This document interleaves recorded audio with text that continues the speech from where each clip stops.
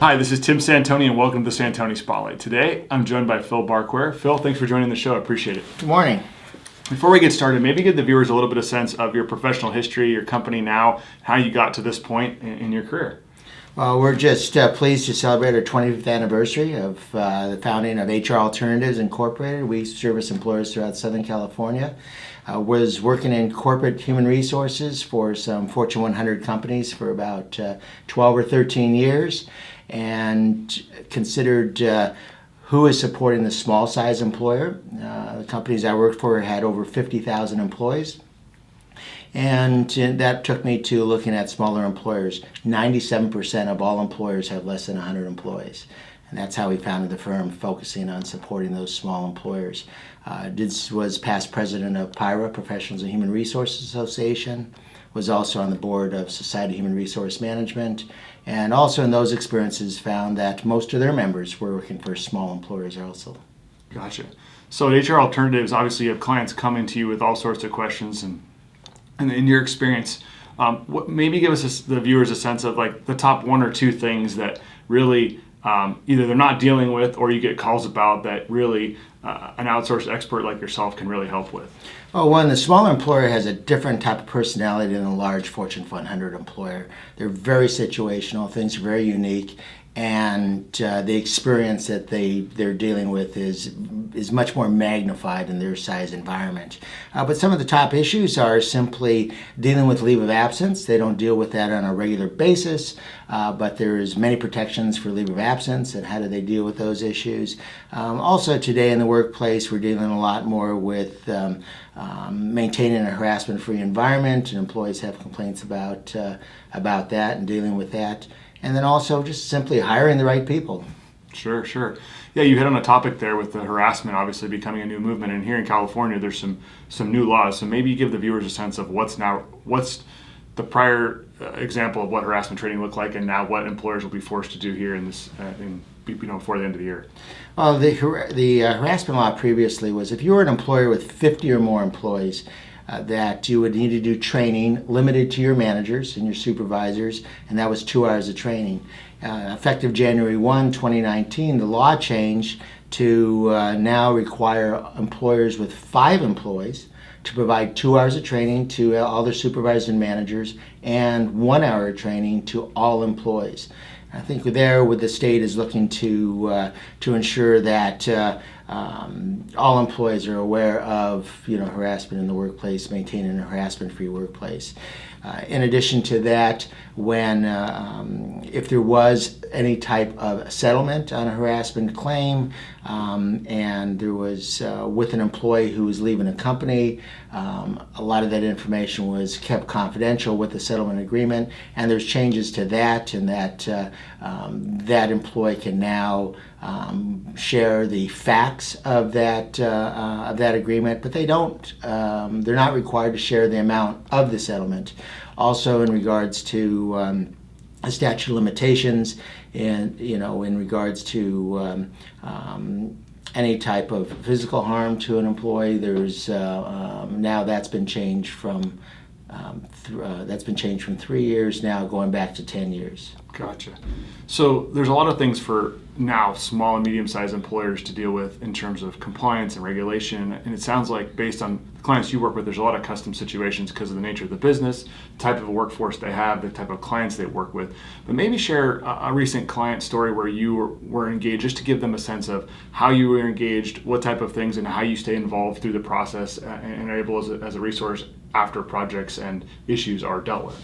Well, that's a good point. It is a process. So when we are many times asked to look at employee relations issues, they start out as an employee relations issue and can then develop into some type of sexual harassment claim. And when we tackle it from an employee relations issue, we talk to employees and we do an environmental scan of what's gone on in the workplace. And if somebody does have a claim, we do bring it to legal counsel, review that with them, and start an investigation to find out more about the harassment issue.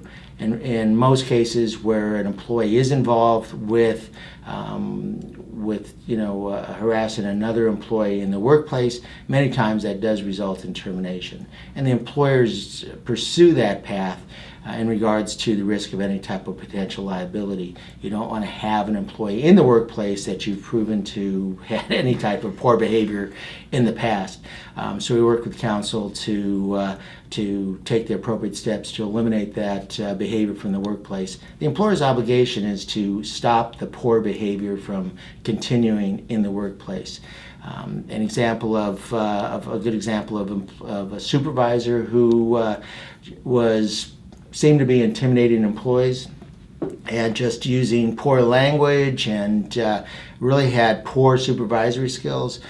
We coached and worked with that person individually over a 2-month time period of individual coaching, and really taught that individual supervisor skills and how he's affecting the workplace. Did have some changes in his behavior and is doing much more successful in the workplace. Gotcha. So I think that a lot of employers are maybe scared about the idea of now having to train their employees on harassment and what to look for and things like that, because they may be afraid that, well, it's just training the employee to sue or file a claim. What's your kind of take and opinion on that from your perspective and your experience? That's a good point. You're expressing what many CEOs of small employers are expressing. Are we going to train employees how to sue us? And the proper type of training with the employees is really about teamwork, about respect in the workplace, about how they can work together successfully, and also let them know what some of the parameters are of how to maintain a workplace environment. It does need to be employer friendly. We don't want to scare the employees and tell the employees this is the process you go through to sue your employer. One of the things that in that employer friendly training is to explain to employees that there can be difference of opinion in the workplace. There can be different in perspective in the workplace. Simply because you don't agree with me, that does not constitute a hostile workplace.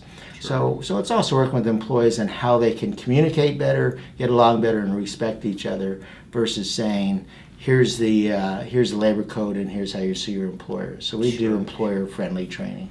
That makes a lot of sense, because if you think about it, right, the interactive part of that training done by an expert is going to be able to field and answer questions that are in the back of the employees' minds, whether the training is going on or not, and puts them to rest. So it likely is going to work in the other direction, because they're getting those questions that have never been answered, and they're getting feedback on how to deal with those things. If the person obviously is a problem, it's a problem that can be dealt with. But overall, I think it's useful. The situation is just one of which I think it gets a lot of fear in CEOs. Yeah, and that's important, is to answer those questions for employees. And when you're doing an interactive session with employees, they're asking those questions, from a personal perspective. How does this affect me, or this is what I experienced?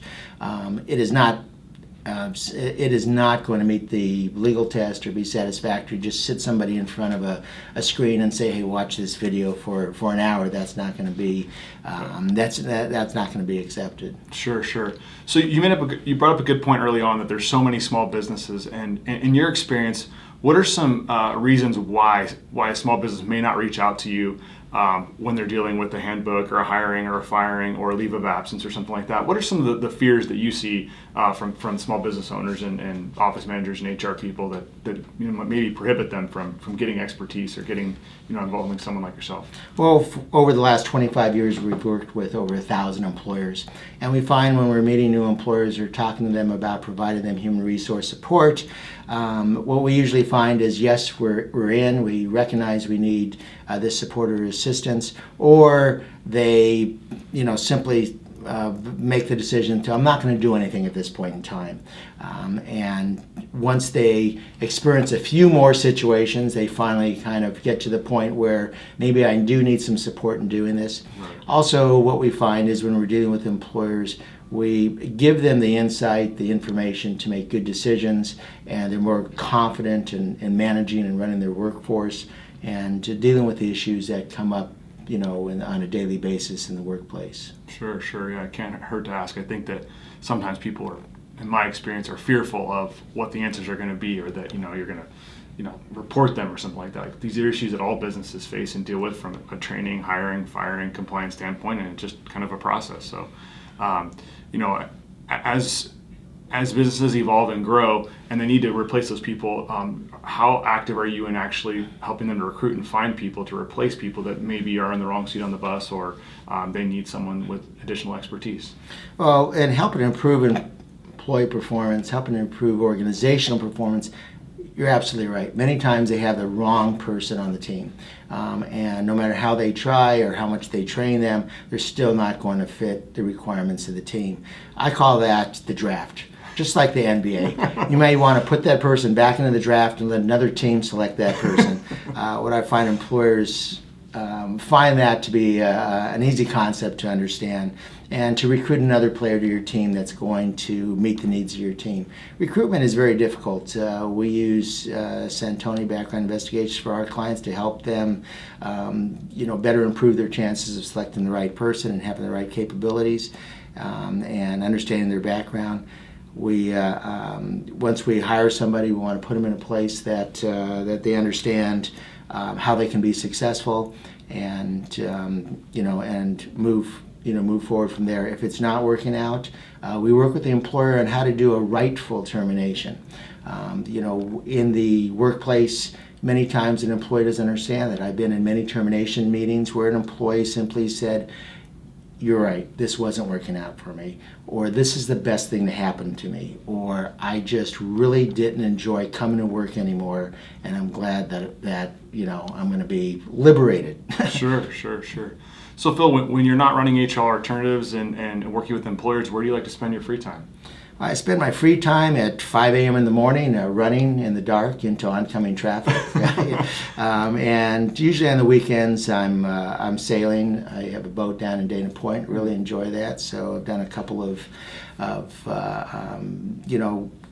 trips with sailing to Catalina, San Diego, up to Los Angeles. So that's enjoyable. And I've been married for 38 years and spend a lot of time with my lovely wife, Tracy. Awesome.